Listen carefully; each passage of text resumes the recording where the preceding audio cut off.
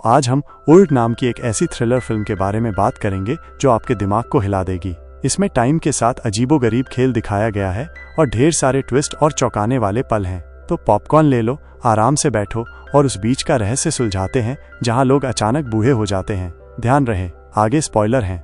Kappa परिवार, गाय और Prisca और उनके बच्चे, 8 साल की मैडॉक्स और 6 साल का ट्रेंट एक बढ़िया रिजॉर्ट में छुट्टी मनाने आते हैं।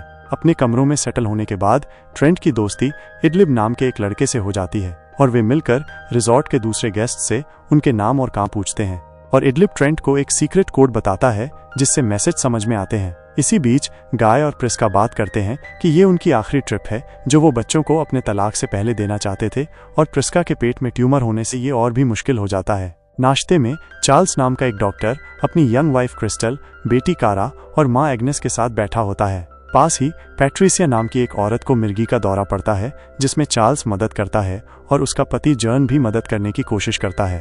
ट्रेंट भी इडलिब को देखता है क्योंकि उन्होंने उस दिन मिलने का प्लान बनाया था, लेकिन रिसोर्ट का मैनेजर उसे वहां से जाने को कहता है। चार्ल्स और उसका परिवार, कप्पा परिवार, एक वैन में बैठकर एक प्राइवेट बीच पर जाते हैं। मिड साइज सेडान उर्फ ब्रेंडन स्मिथ को पहचानती है जिसे पहले एक लड़की के साथ नग्न होकर तैरते हुए देखा गया था। बच्चे एक साथ खेलते हैं जबकि बड़े लोग रेत पर आराम करते हैं।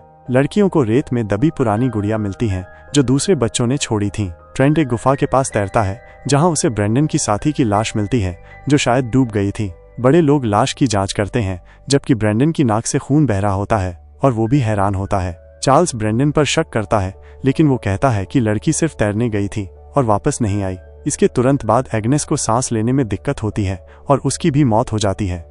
जर्न और पैट्रिसिया भी बीच पर पहुंचते हैं लेकिन उन्हें लाने वाले लोग पहले ही जा चुके होते हैं। बच्चों को भी कुछ अजीब महसूस होने लगता है। ब्रेंडन बड़ों को बताता है कि जिस महिला के साथ वो था उसे मल्टीपल स्क्लेरोसिस था जबकि उसे हीमोफीलिया है जिससे उसकी नाक से लगातार खून बहता है। जर्न और पैट्रिसिया ट्रेंट और मैडॉक्स से बात करते हैं जो अचानक प्री टीनेजर्स में बदल गए हैं। साथ ही कारा भी। बीच से बाहर जाने के लिए चट्टानों से होकर जाने की कई कोशिशें की जाती हैं जो बीच को बाहर से बंद कर देती हैं, लेकिन जो भी वयस्क अंदर जाने की कोशिश करता है उसके सिर में तेज दर्द होता है और वो बेहोश होकर वापस बीच पर आ जाता है। उन्हें कुछ अजीब चीजें भी दिखाई देती हैं, जैसे कि जब चार्ल्स ब्रेंडन पर चाकू से हमला करता है तो खरोंच के निशान कुछ ही सेकंड में ठीक हो जाते हैं।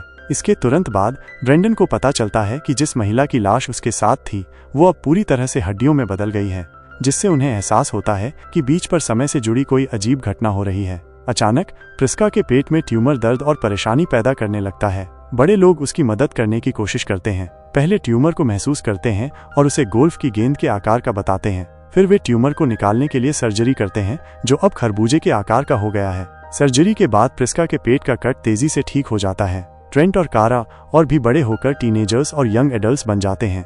इससे भी ज्यादा चौंकाने वाली बात यह है कि कारा ट्रेंट के साथ कुछ मिनट पहले सेक्स करने के बाद कुछ ही मिनटों में 5 महीने की गर्भवती हो जाती है। बड़े लोग बच्चे के जन्म की तैयारी करते हैं जो जल्दी हो जाता है, लेकिन ध्यान न देने के कारण बच्चा 1 मिनट के बाद मर जाता है।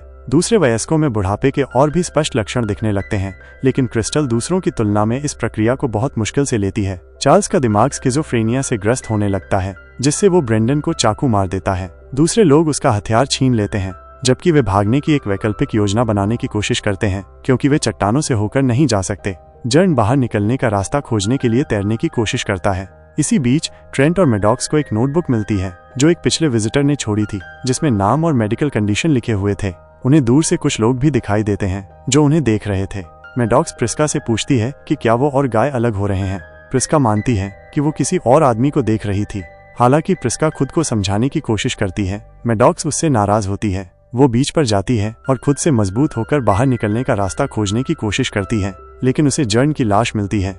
जाहिर है जर्न की लाश देखकर बेहोश होने और डूबने के बाद पैट्रिसिया को एक घातक दौरा पड़ता है। कारा फिर बेताब होकर बाहर निकलने का रास्ता खोजने की कोशिश करती है और चट्टानों पर चढ़कर ऊपर तक पहुंचने की कोशिश करती है, लेकिन इससे पहले कि वो काफी ऊपर पहुंच पाती वो भी बेहोश हो जाती है और गिरकर मर जाती है, जिससे ट्रेंट टूट जाता है। अब रात हो गई है। चार्ल्स पूरी तरह से पागल हो गया है जबकि क्रिस्टल भी अपनी तेजी से बढ़ती उम्र और बिगड़ती शारीरिक स्थिति से अपना मानसिक संतुलन खो रही है। उसकी पीठ पर कैल्शियम का कुबड़ निकल आया है। गाय की भी नजर कमजोर हो रही है और प्रिस्का भी काफी बूढ़ी दिखने लगी है। गाय और प्रिस्का प्रिस्का के जीवन में दूसरे आदमी के बारे में बात करते हैं। गाय मानता है कि उसे उसके बारे में पता था और वो चाहता था कि वो उनकी शादी को बचाने के लिए और कोशिश करे, लेकिन वो ये भी कहता है कि दूसरा आदमी एक लूजर है और वो किसी बेहतर के लायक है। चार्ल्स फिर गाय और प्रिस्का पे हमला करता है, जबकि ट्रेंट और मैडॉक्स पर क्रिस्टल हमला करती है जब वे उसे देखने की कोशिश करते हैं। वो उनका पीछा गुफा में करती है और उसका शरीर भयानक कोणों पर मुड़ और विकृत हो जाता है और वहीं उसकी मृत्यु हो जाती है। प्रिस्का फिर चार्ल्स पर एक जंग लगे चाकू से वार करती है, जिससे उसके शरीर में एक संक्रमण तेजी से फैलता है और उसकी मृत्यु हो जाती है। कप्पा परिवार बीच पर आग की रोशनी में इकट्ठा होता है, जहां समय तेजी से बहता है। बूढ़ा गाय, जिसके शब्द धुंधले पड़ रहे हैं, अपनी बात कहने के लिए संघर्ष करता है, लेकिन उसके दिल में एक सच्चाई चमकती है। वो प्रिस्का से कहता है, मैं तुमसे प्यार करता हूँ प्रिय।